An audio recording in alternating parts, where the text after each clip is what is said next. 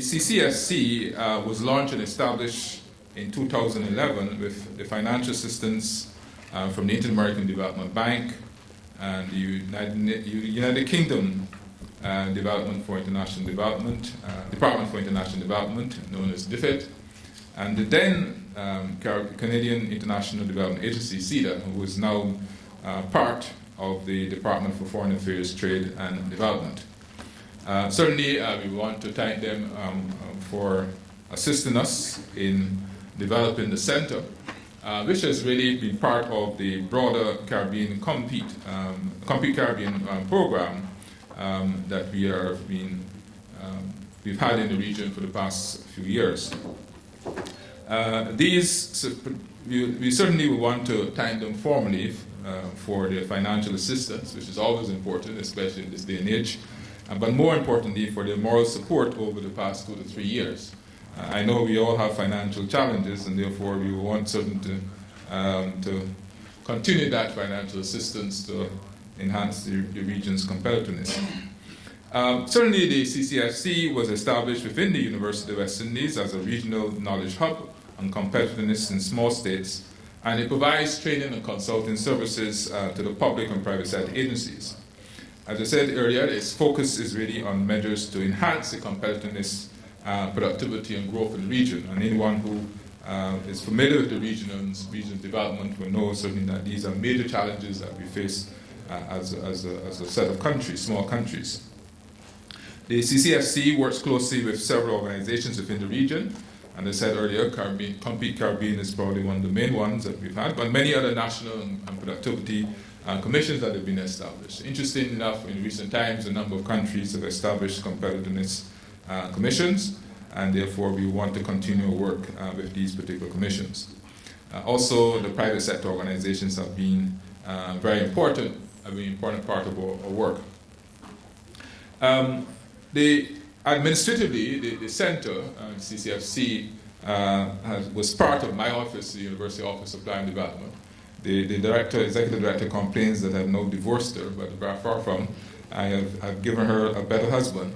That is, she now operates within autonomy, I don't know, but it is now part of the Sir Arthur Lewis Institute of Socioeconomic Studies, and certainly that is to strengthen the technical work of the center and also to provide the regional reach that the SADCIS has. This is the second competitiveness forum, which has as its theme competitiveness through global value chains, clustering, and innovation. The first conference was held in Trinidad and Tobago, and this certainly ensures that the center continues that regional reach. I want, however, to signal to you, and I suggest if you have not done, to have a look at the CCfC's newsletter, which was published in December 2013, because I think it gives us a good sense of the challenges faced by the region in relation to competitiveness, the competitive environment. And I'm quite sure the director will make sure that all of you have a copy of it, because I think it's a nice summary statement of the challenges that we expect. That's how we are faced. And of course, the other challenges that we have in the region, which we hope we'll spend a whole year trying to resolve. So we expect, therefore, that the deliberations from this conference or this forum will provide implementable measures which can enhance the competitiveness of the region, especially in respect to the development of global value chains, clusters, and of course the important area of innovation. I want to start by extending a warm welcome to all of you who are going to participate in this forum.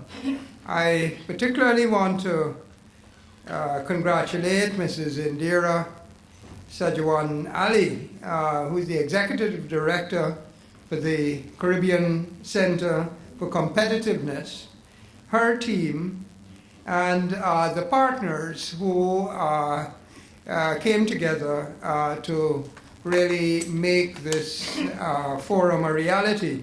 The forum was actually going to be held in the regional headquarters of the University of the West Indies, and of course we are always delighted to be able to show for still new facilities, but in truth better news was that the attendance was so considerable today that although we were able to house some 300 people, of course not sitting like this, we couldn't house this particular meeting. So indeed we're very pleased about the interest that this endeavor has engendered. We want to really also extend our thanks to those who partnered with us, the private sector organization of Jamaica, the Inter-American Development Bank, the IDB through the Compete Caribbean Initiative, the Caribbean Export Development Agency, the UK Department of International Development, DFID, and what I used to call, and we all would prefer sometimes to say CEDA, that has now become the Department of Foreign Affairs and Trade and Development in Canada. And it's quite a handful, a mouthful anyway, to deal with, but thank you nevertheless. As we've heard, the Caribbean Center for Competitiveness was launched 4 years ago, and it came through the funding from the IDB, DFID, and this now called Department of Foreign Affairs, Trade and Development in Canada. I remember distinctly when I attended the IDB meeting, at least sponsored meeting, 4 or 5 years ago in Barbados, and starting hearing for the first time, I'm a physician after all, not an economist or business person, but hearing about this concept of competitiveness and clusters and so on, and I became enormously excited about it because here things were being discussed in quantitative terms, which, you know, there were graphs and diagrams and so on with which I can connect very well, no matter what the subject is. And so when the opportunity came to create this Center for Competitiveness with a generous grant from the IDB and what used to be CEDA, DFID, and so on, I greeted that opportunity with enthusiasm. And in truth, we gathered a series of individuals within the university who I felt would be had the resources, if you will, to make this center a reality. And my hope and expectation was that it would carry Compete Caribbean beyond just funding, the period of funding. And because invariably what happens is after the funding goes, you know, the entity ceases to exist. And the CCfSC has not disappointed. This forum is one of many initiatives that they have undertaken to enable the structural transformation of regional economies and improve competitiveness through networking between public and private sector institutions. The center has actively sought to improve the regional's technical capacity on private sector competitiveness through the delivery of various workshops in collaboration with various international institutions and universities. And as I pointed out before, they have concentrated on fields of cluster mapping, global value chains, innovation policy, and internationalization of small and medium enterprises throughout the Caribbean. I mean, I was just telling Mr. Dennis Chung that, you know, I read his columns from time to time. I read all the columns, you know, in the Caribbean when I have the time. They all say what you're supposed to be doing, but you know, where does the rubber hit the road? And I again emphasize that what excited me about this is that this was translated into something practical. I don't know what will become of it, but I know that these various fora and workshops in the Eastern Caribbean, in Jamaica and so on, really brought private sector entities, brought small and business enterprises, innovative individuals together to try to address and make a reality this whole concept of competitiveness, and to do it in a really organized, thoughtful and structured way, based on models that already exist. We at the University of the West Indies, I have got to be at the forefront of development within the Caribbean. I believe that our regional university has the intellectual resources that does not exist in any other regional entity within the Caribbean. And I say it is like the Jesuits. The Jesuits are, as a world body, supposed to be, the most able and thoughtful group of religious people in the world today. I say within the context of our region, we may not be as religious as we'd like, but certainly in terms of intellectual capital, I believe across the region, we have it. And I would like, and I think we've been working hard for the university to be really meaningfully the instrument of change within the Caribbean. And to the degree that we can engender entities such as the Caribbean Center for Competitiveness, to the degree that we can link with international organizations to promote the ideas of competition and competitiveness, to that degree we'll be serving some of what our mission is. You'll hear a lot about the details of the forum. There's some very practical subjects being dealt with: services, food and beverages, manufacturing, and so on. So I hope that over the next 2 days, participants will examine the real potential of the industries to be discussed through cluster and global value chain methodologies, with the goal of designing a more sustainable competitive strategies for firms and industries. I really want to thank the organizers. I thank over and over again the sponsors of this initiative, the IDV, DFID, and the DFATD. I can't even say DFAT, we can't even call it anything very easy. But in truth, let me say that I am hopeful, by the way, as I'm closing, that our relationship with this new entity in Canada is going to be absolutely as robust as our previous relationship has been, because they've just been absolutely marvelous. So I hope that this is going to be a very fruitful, very meaningful conference, and I thank you all for attending. Thank you.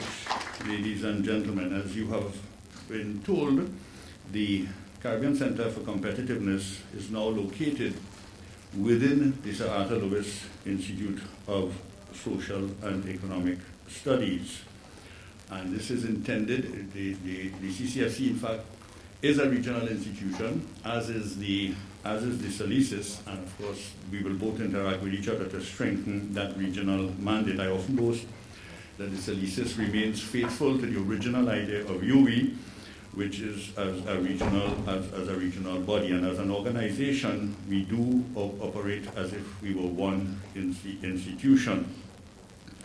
Now, I want to say a little bit about what we had planned with this incorporation. Now, competitiveness is it is a matter that is on the agenda of individual scholars, some actually within this CCfC, individual scholars at the university, and indeed some centers and departments, but there's no one person or one institution with a complete dedication to this very, very important discipline, as is the CCfC. Now, given that we have made a decision as a region, as individual countries even, that there's a need to diversify our various economies, and that could be on no other basis but out of improved competitiveness, so that we could ensure the growth and development that the Vice Chancellor spoke to you about. The CCfC is positioned to be an important part of the region's institutional landscape. I mean, I would like to see it become as well known as the university itself, probably better known than the cricket team as well, and I hope very much more effective too. Now, and I do believe that this incorporation will allow the institution to mix the current activity that it is involved in with robust research, for which the Salesius and the University of the West Indies are well known. But the emphasis here is for the needs of the markets of the region. And I want to stress that, I'm probably going to say it again, that we are hoping to develop the center into a center of scholarly excellence in the area of competitiveness, but the emphasis is on the well-being and the promotion of the private sector, which includes public policy, Minister, which will influence the development of the private sector. Well, this is a two-edged sword, and to the extent that we want to make sure, because we have often been told, and I don't deny it at times that we are something of an ivory tower, but the intention of the center is to be of direct benefit to the needs of the private sector, which we believe, of course, to be for the needs of the region as a whole. Private sector plays an extremely important role in all-round development, and we want to genuinely contribute to that in a way that will be beneficial to us, because we are in the business of scholarship, but we want that scholarship to be directly beneficial to the private sector. And why I say it's a two-edged sword is that sometimes we will require data, and we're going to have to work out the means by which this becomes available. Too often, in my own experience, the private sector asks us to do something and they are unwilling to provide the data as well. And data, of course, is the lifeblood of the social sciences. If we don't have it, there's very little that we can do. And we intend to do this, to develop using in particular as our niche initially, studies in cluster development, global value chain, and innovation analysis as well. And my own commitment to that is that I have already started myself doing work in the general area. So over the next 3 years in particular, where we start the process, we will begin applying and merging pure and applied research on potential clusters, lead firms, institutional support and policy enablers towards developing cluster strategies for improving the region's competitiveness. And by that, it could only pass by the competitiveness of the individual firms. And we look forward to the support of the governments in this matter, because it will require sometimes policy measures that facilitate the recommendations that we will make. Of course, and I think the Vice Chancellor mentioned that the Centre will also be seeking to develop key measurement indicators of competitiveness and innovation for the region. So all in all, we intend to become the regional thought leader on competitiveness, positioning ourselves as the regional competitiveness think tank, articulating well-researched positions on regional competitiveness performance with concrete recommendations for improvement. The Centre will host, as it does at this point in time, this Regional Competitiveness Forum every other year, as well as open lectures on contemporary competitiveness issues, and we shall produce a quarterly online competitiveness newsletter. I should mention as well that within the framework of the Salesius, which we all know is already a Centre for Academic Excellence, we also host an annual conference, and we move it around between the 3 main campuses, and for the first time next year we are going to be going outside of the main campus. It's the turn of Jamaica, in fact, of Mona to host it, but it will be hosted this time in St. Lucia, and you are all going to be invited to attend. We are doing this because next year is the 100th anniversary of the birth of Sir Arthur Lewis, after whom the institution is named. So we will also become the clearinghouse, the region's clearinghouse for competitiveness case writing, and we have already started that process as we build knowledge products documenting the region's experience with competitiveness initiatives, successes, and challenges. We also have developed and continue to develop an e-library, which will be a centralized repository of competitiveness knowledge. And we really are hoping that this will be guided by the scholarly activity that we carry out. When we hold seminars like this, it will be guided by the results of the research that we carry out, and we seek your guidance and your assistance in helping us carry out this research. As I indicated to you, we will be knocking on your doors in the name of Salisis, in the name of the University of the West Indies, to provide us with the required information, the required data that will help us to help you. I should say to the private sector individuals, we are not asking in any way to be paid for this activity. The payment is in fact that a lot of the young scholars who are going to get involved, that's how they're going to advance in the university system. By pursuing the scholarship, that will be beneficial to you. That is the way we are hoping that this is done. That's not to say that we may not be demanding funding of some kind from time to time, but that will not normally be the case. But as its original mandate, we will continue to work with regional governments and private sector institutions on projects to develop competitiveness strategies and seek project funding from international funding agencies such as the IDB to support our agenda.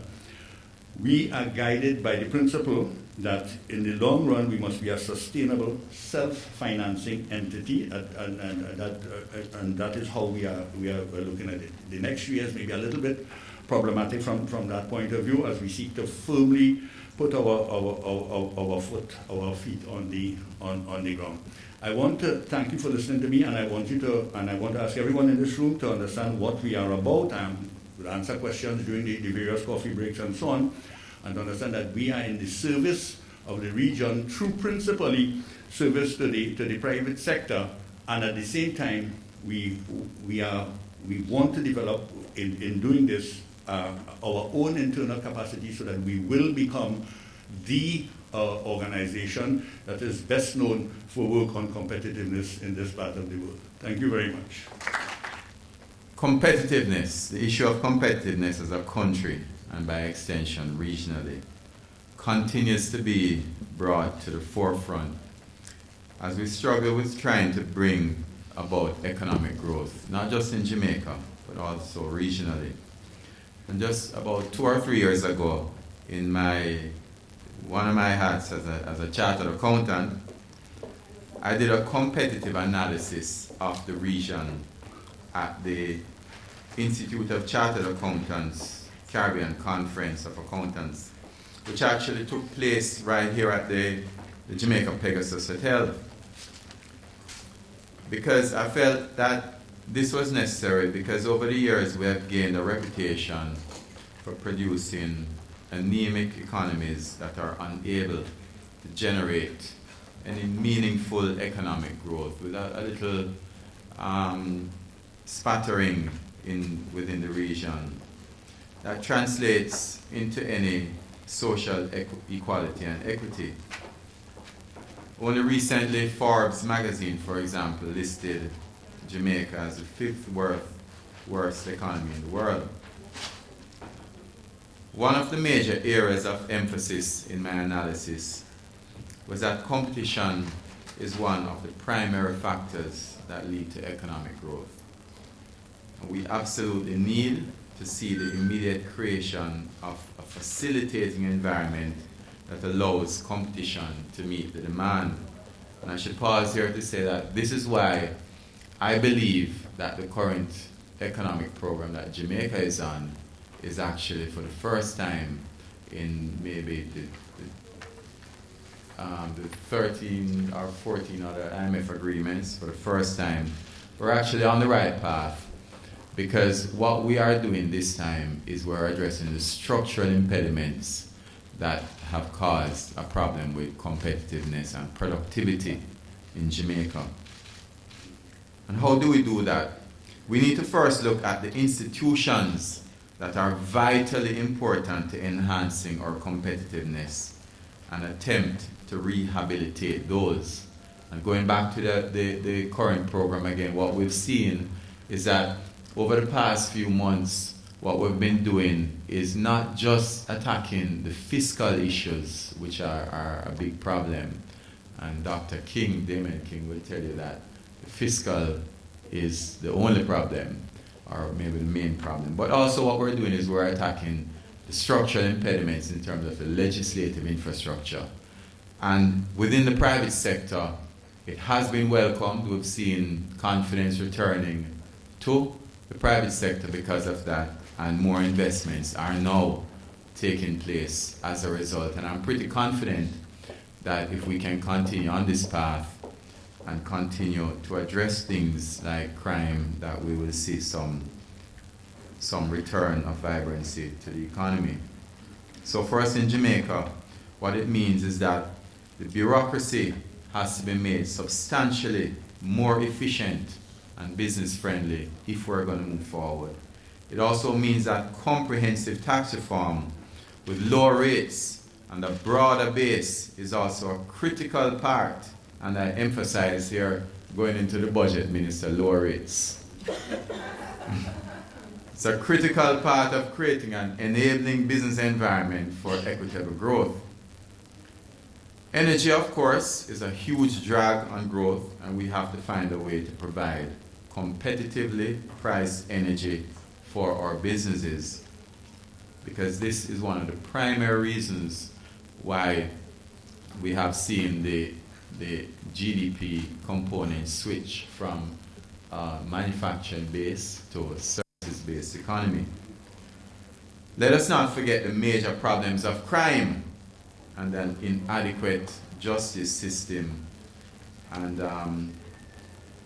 I don't know how you want to look at the recent Vibes Carter case to see if it actually was adequate or not, but 65 days is a long time for a trial. But there are some significant issues to be addressed there, and we at the PSOJ have been meeting with the Ministers of National Security and Justice, the Commissioner of Police, and also the Chief Justice to address some of these issues. So again, we can say that the government has been very accommodating in that respect. A significant factor in our ability to achieve economic growth, however, is our productivity levels. Productivity is the essential ingredient of competitiveness, and without it, international trade is virtually impossible for us.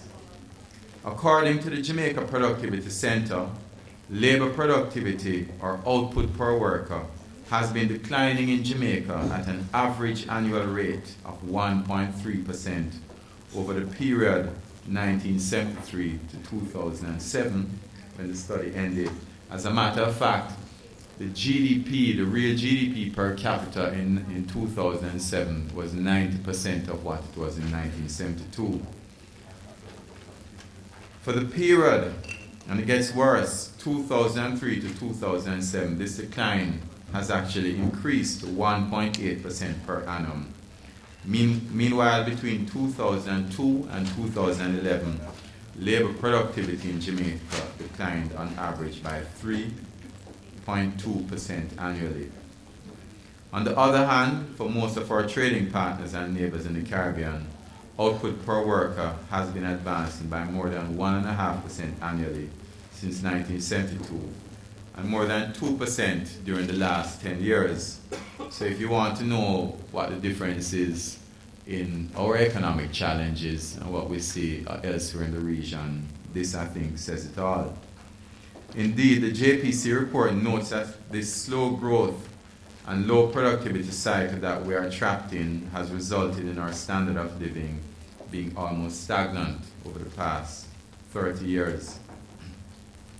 So it is with this knowledge that we look forward to hearing from the speakers today, who are scheduled for today and tomorrow, on how best we can incentivize our workers, encourage innovation, and increase our competitiveness both as a country and as a region, And I also look forward to the comments from the minister, who I'm sure will be addressing these things. It has been a pet peeve with the minister, I know that.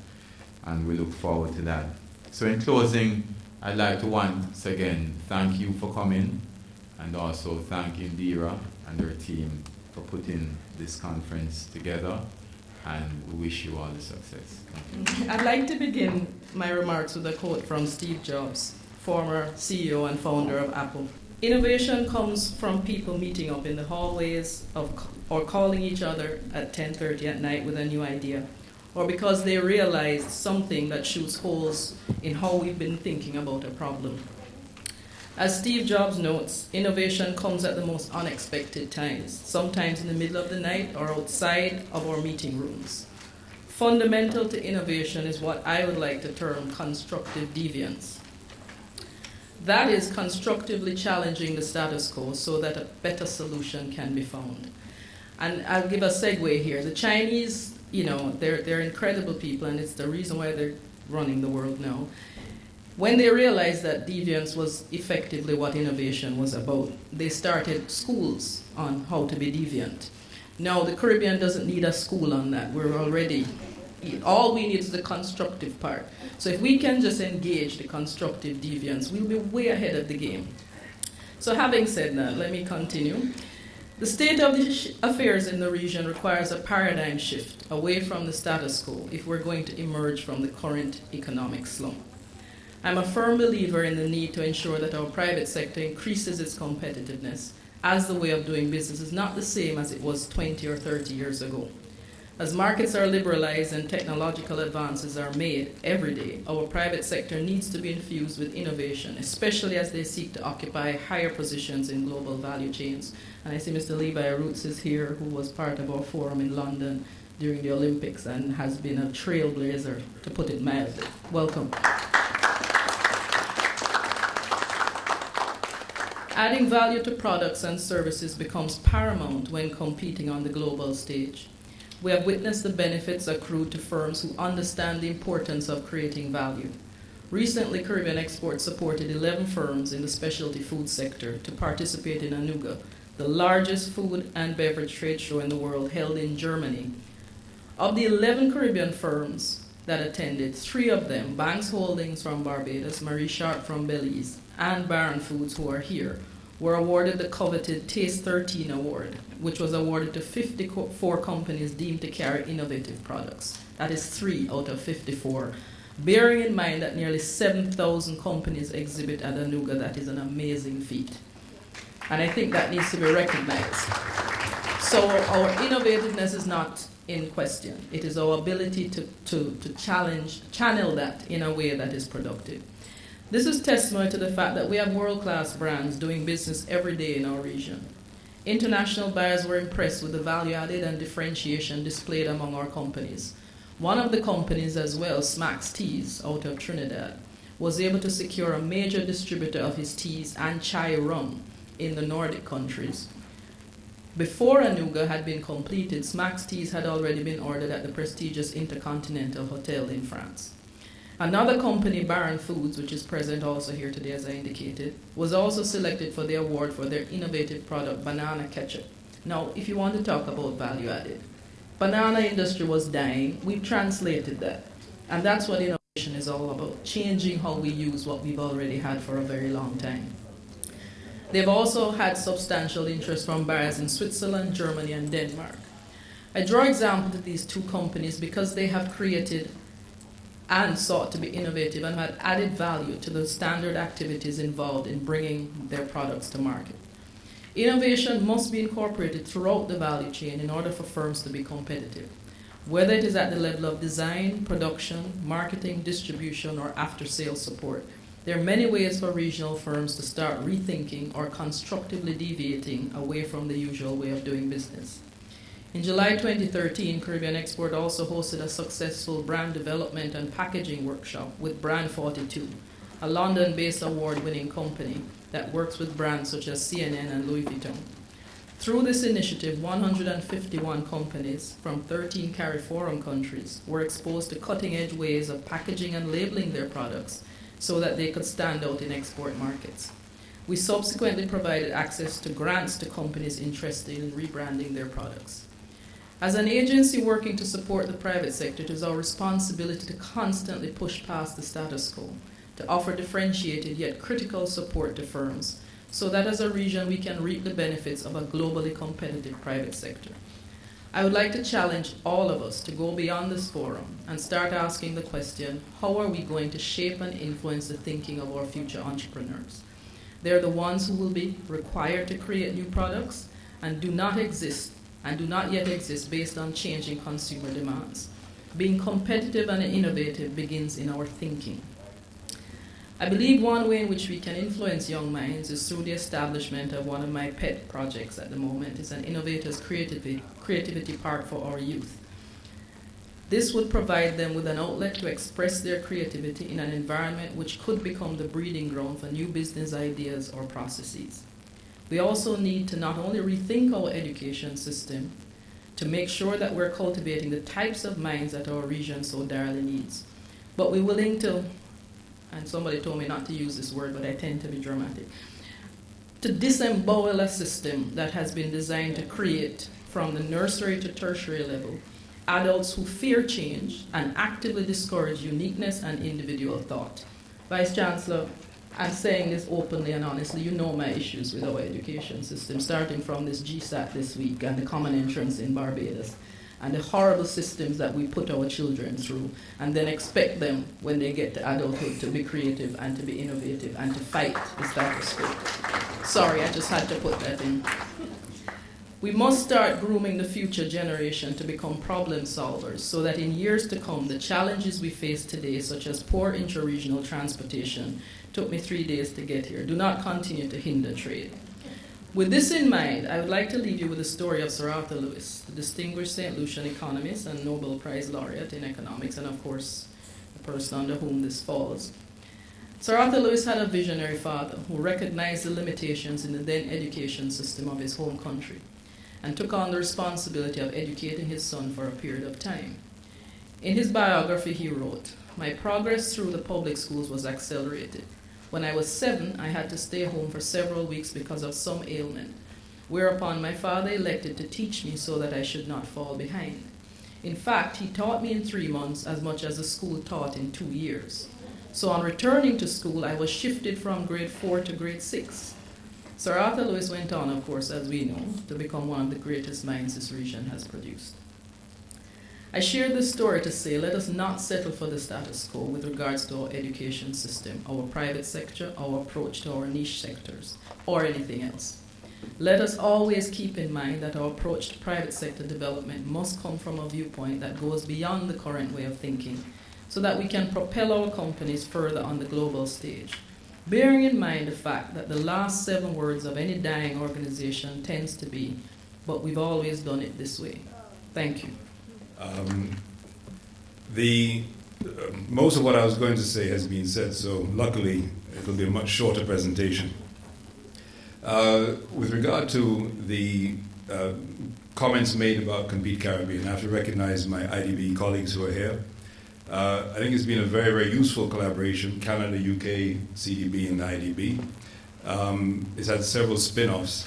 Of course, there's also the Caribbean Growth Forum. That's with the IMF, World Bank, CDB, and ourselves and others. What's it all about? The main thing is what we have been doing. I think this is what Pamela ended. Isn't working. The fact is that business as usual and the policy environment, maybe some companies can make a go of it, can be successful in spite of the context. But I think that what we're seeing is that context matters. That's the governance context. I was given a speech, so that's the first speech is gone. Here's I'm just going to give you the points that I think worth remembering. The competitiveness index of the World Economic Forum is quite interesting because it causes us to lift our eyes out of the region. We tend to compare ourselves with our neighbors in the region. And it compares us with all small economies around the world. And what's interesting is and this I will read, that relative to the other small developing economies around the world, ours in the English-speaking Caribbean report a lower level of public trust of politicians and a belief that there is a higher level of unproductive rent seeking. Government officials are considered to engage in a greater level of a diversion of public funds, to have a greater degree of wastefulness in government spending, show greater favoritism, and engage in a higher level of irregular transactions.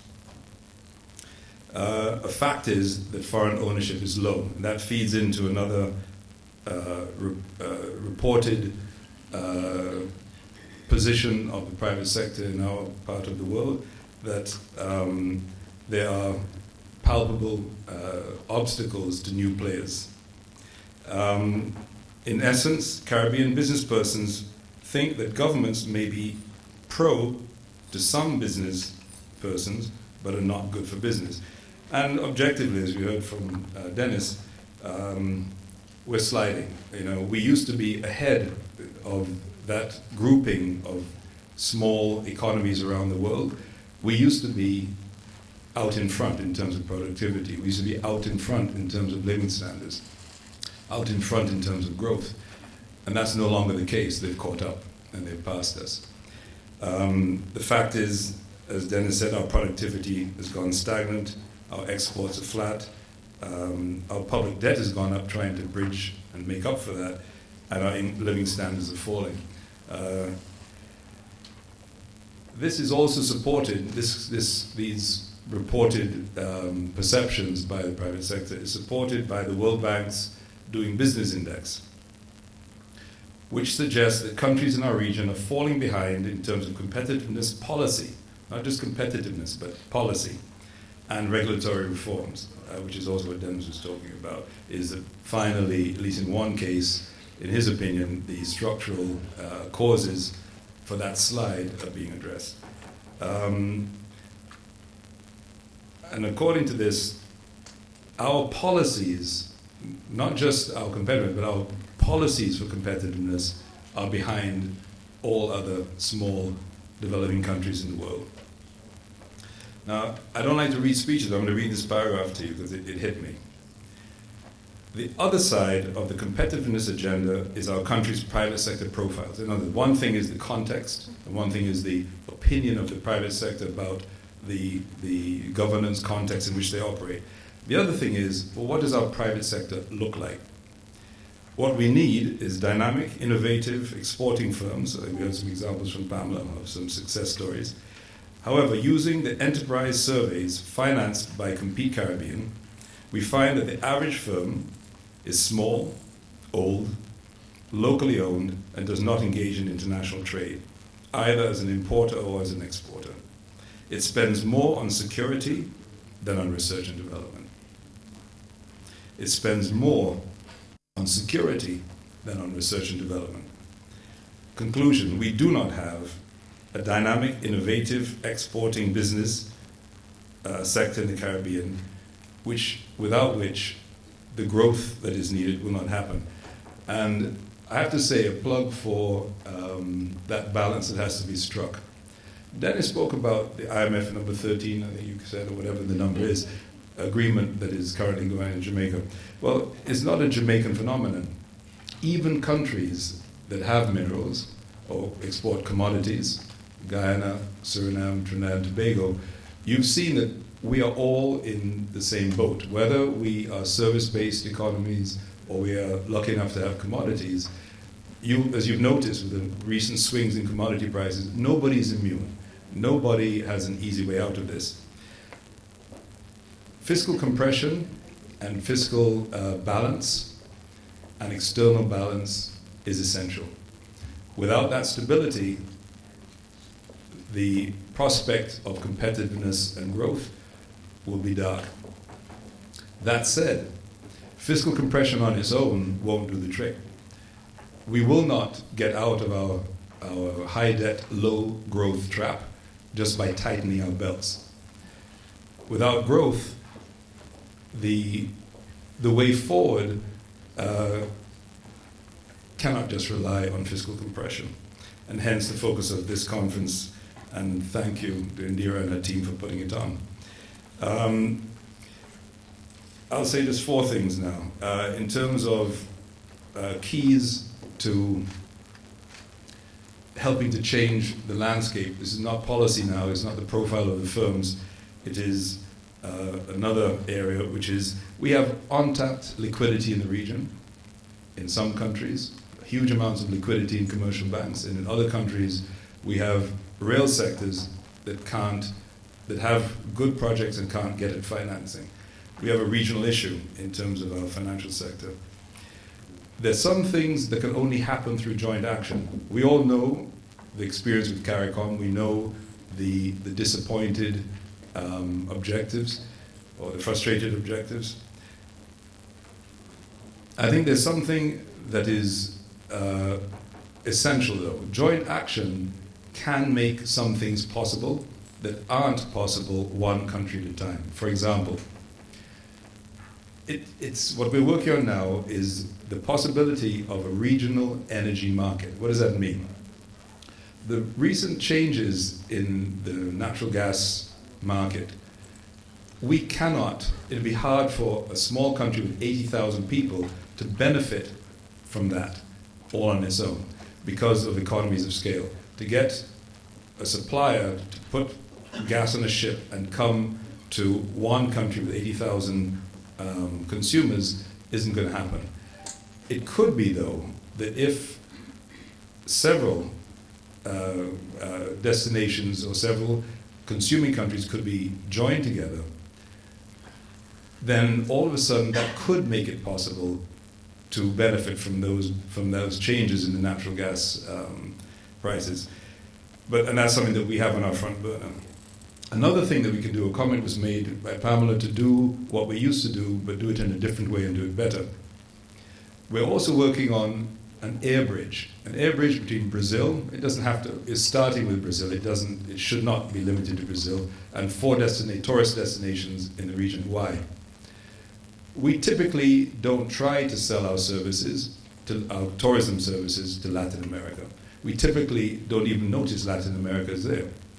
We've done studies in the IDB that shows that had our economies been linked to Latin America versus North America and Europe, we would have grown 3% faster in the last 2 decades. Anyway, here we are today. So what are we looking at? We're looking at, once again, through joint action, if it's possible for companies out of Brazil, or it could be a Caribbean company, so far only one has come forward to offer the service. It is possible to get a flight a day out of Brazil into the Caribbean, into 4 destinations. Now, that might sound like a small thing, but as you know, once a flight like that with a cargo capacity starts going, other possibilities come. Recently, one of the most interesting projects, not the biggest one, that we approved last year was the Global Services Project in Trinidad and Tobago, which is to get serious about. We all know that in all our many countries, back office, call centers, we've been nibbling at the edges, but we haven't really got serious about it in a structured way.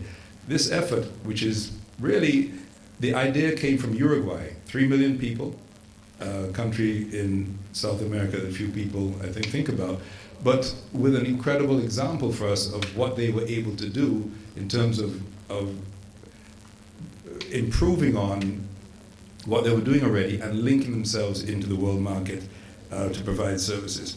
In October, there's the America's Competitiveness Forum. First time a Caribbean, English-speaking Caribbean country will have hosted it. That'll be in Port of Spain in October. Once again, very, very important for repositioning ourselves. And I have to join everybody else in recognizing Levi. I was lucky enough to meet him last year. And what blew me away was that what it shows is the incredible capacity of the Caribbean innovation and the unique culture and vibes that we have to enter a market and to outperform traditional brands like Heinz. You'd think it would be unassailable. And to be larger then I think this is true. If I'm not, you can correct me. Larger than the two largest quoted companies on the Jamaica Stock Exchange combined. Now that's not a detail, that's huge. And it shows the possibilities. Anyway, I probably went beyond the time I had, but thank you. I'm glad to see you at the conference. I'm really delighted to be here at this very important event, and I'd like to thank the Caribbean Centre for Competitiveness for organising it. It really is excellent to see the Caribbean Centre bringing all of these people together, all of you together, who individually and collectively, you hold the keys, a lot of the keys for growth and competitiveness in the Caribbean, for growth. So just looking, if you look outside the window, you can see one of the aspects that make the Caribbean so inviting. There are so many opportunities in tourism. There are so many opportunities in terms of market proximity, the international languages, the stable institutions, and the reputation for investing in the social sectors. The Caribbean has a lot to offer. Yet we also know that there are very high levels of debt, there is great vulnerability to natural disasters, and there's a lack of productivity, a lack of innovation, and a lack of diversification, and that holds growth and the global competitiveness back. Now, the UK government supports regional competitiveness through its £75 million programme in the Caribbean, and this programme runs from 2011 to 2015. And our bilateral assistance to the region has increased in recent years, and this reflects how much the region matters to the UK. Our links are based on a shared history and a very strong and vibrant diaspora. Total UK aid to the region is running at around £50 million a year. Now more than half of that goes to the independent Caribbean and the remainder to the UK overseas territories. And that's in addition to the support that we channel to the European Union, the Caribbean Development Bank, the World Bank and the IDB.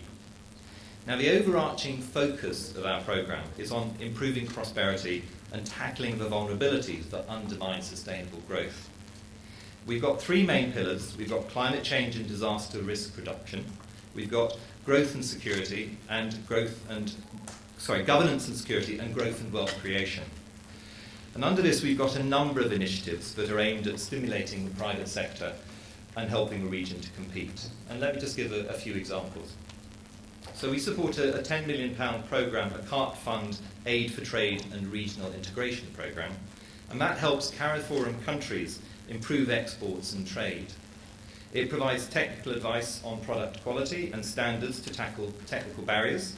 It helps build export market intelligence and contacts, and it enhances public sector to capacity to implement the Economic Partnership Agreement with the EU. The programme is also working with the Caribbean Export Development Agency to support the private sector in areas such as specialty foods. And secondly, to help manage the high levels of debt which constrain investment, we have a £10 million programme supporting the IMF's Caribbean Regional Technical Assistance Centre and financial sector strengthening in the OECS. And this facility also supports the Public Financial Management Programme with the World Bank here in Jamaica. And of course, we're one of the main partners in the Compete Caribbean Regional Competitiveness Programme with a £10 million contribution. This programme has been supporting the Caribbean Centre for Competitiveness, and it'll have a strong presence over the next 2 days. It is fantastic to see that several of the Centre's case studies are going to be presented over these 2 days. And we've been impressed with the high-quality training being carried out by the Centre, involving world-class researchers and practitioners. For example, the training for business support organisations from 13 countries was followed by a real increase in the quality of cluster proposals within the Compete Enterprise Innovation Challenge Fund. This is part of a project that provides funds to innovative companies to increase their revenues and exports. We now have 11 cluster plans that have been recommended for funding, ranging from a shrimp cluster in Belize to Treasure Beach here in Jamaica and the coconut water cluster in Guyana, as well as a further 15 business plans with individual firms. Now, we expect that the Challenge Fund will generate more than $105 million in increased exports of goods. That is significant. Goods, services and revenues. And to create over 5,000 jobs. It really is something to celebrate if we can achieve that. Now, through Compete Caribbean, we're also supporting a number of policy and legislative reforms across the region, as well as knowledge generation on regional competitiveness. The enterprise surveys of 2010 are an example of this and may provide comparative analysis of Caribbean firms in terms of their sales growth, employment, and productivity. As Gerard noted, the studies showed that Caribbean firms tend to be smaller, older, and less involved in foreign trade when compared to other small economies. Now, we look forward to a vibrant Compete panel session covering issues of global market integration later on this morning. We also welcome the forum discussion on the new regional study on ecotourism that the project has supported. Diversification in tourism is needed to help reverse declining global competitiveness. It's vital to look at ways to expand the product on offer and to improve marketing and branding. So let me just reiterate how excited we are to be part of this event and to hear the range of rich case studies and analytical studies being presented from across the region. And we look forward to a stimulating and productive event. And I'd just like to add that I have tasted for the first time here in Jamaica beetroot ketchup, which I think has got a great global competitive advantage as well as prospects. So it should be competing with Heinz. So thank you very much. Like Jerry, I don't have much to say anymore, coming second or eighth on this panel. But basically, well, I can't really tell you much more about the CCfC, the center itself, because a lot has been said already. And I'm very pleased that we're here today as the center is about to celebrate its 3rd birthday next week. So this is a big accomplishment. Very proud to be part of this. Can't talk to you about competitiveness because you'll hear about it in the next day, today and tomorrow, and a lot already has been said. Can't talk to you better than Dennis has done about the challenges that Jamaica faces. And I certainly will not talk to you about UK aid.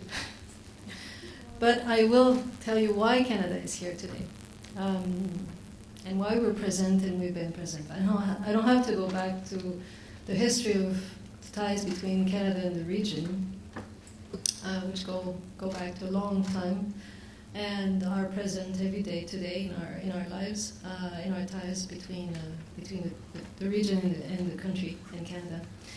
As just as an example of those ties, as you know, we are engaged as of last week, 2 weeks ago, in very intensive trade negotiations, discussions between Canada and CARICOM. These negotiations have been going on for a while, but are moving on to a very intensive pace right now. And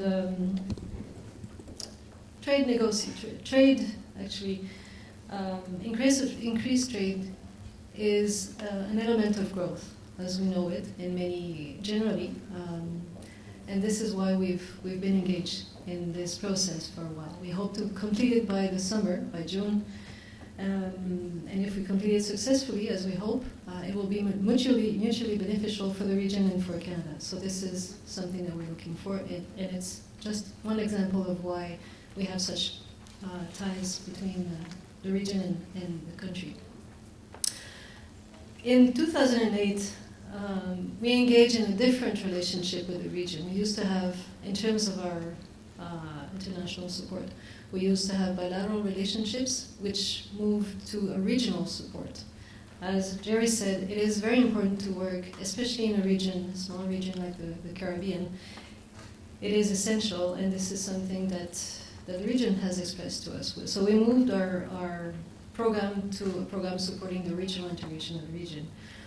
We have Prime Minister Harper came here in 2009 and announced a commitment of an envelope of $600 million Canadian for over 10 years, which is about $60 million a year, more or less, dedicated to supporting your priorities, the priorities of the region, mainly economic growth and also security.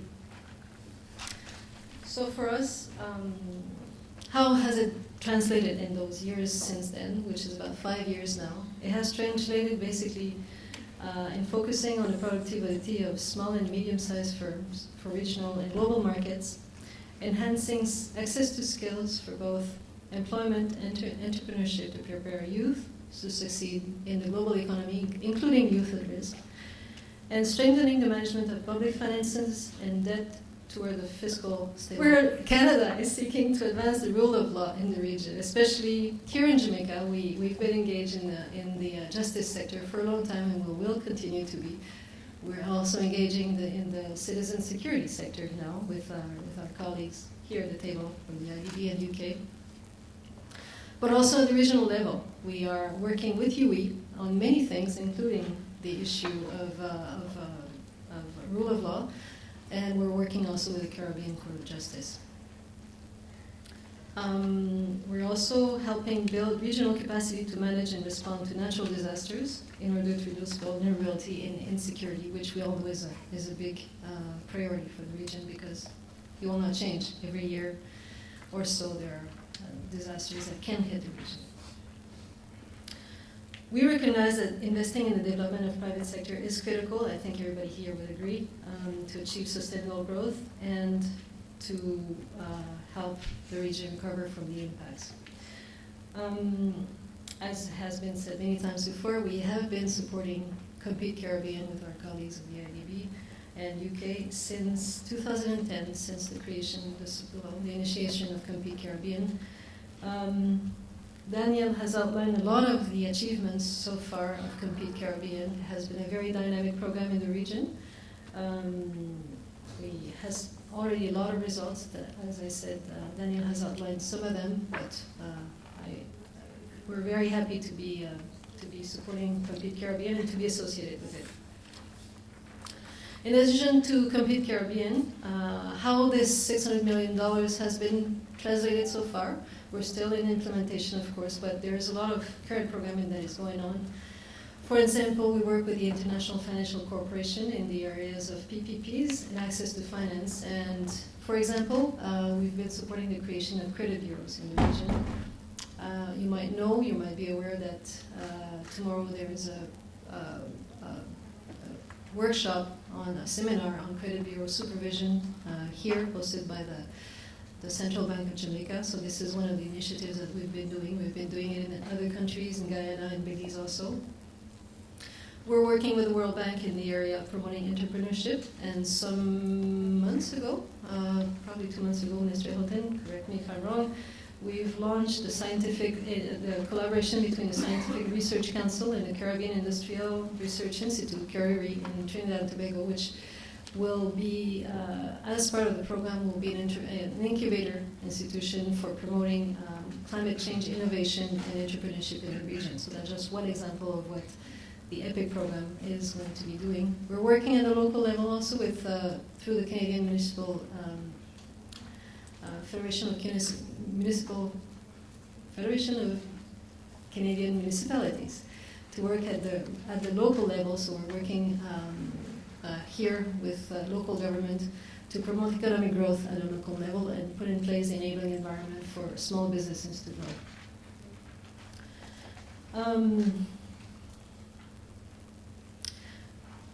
Today's forum has a very, very long agenda, so I will not continue very long here. As you've seen, there's a lot of case studies that will be presented for the work that Indira and her team are going to have been working on medical tourism, ecotourism, value chains, all models of what competitiveness is and what it can achieve. So I hope this will be very useful for us here to listen and see what this research has done in the last year and a half, since I guess the last forum, which took place a year and a half ago. So just I'm very happy to be here with my colleagues and with partners. I'd like to thank Indira and her team for the work that has been done, and I look forward to a good 2 days. Thank you.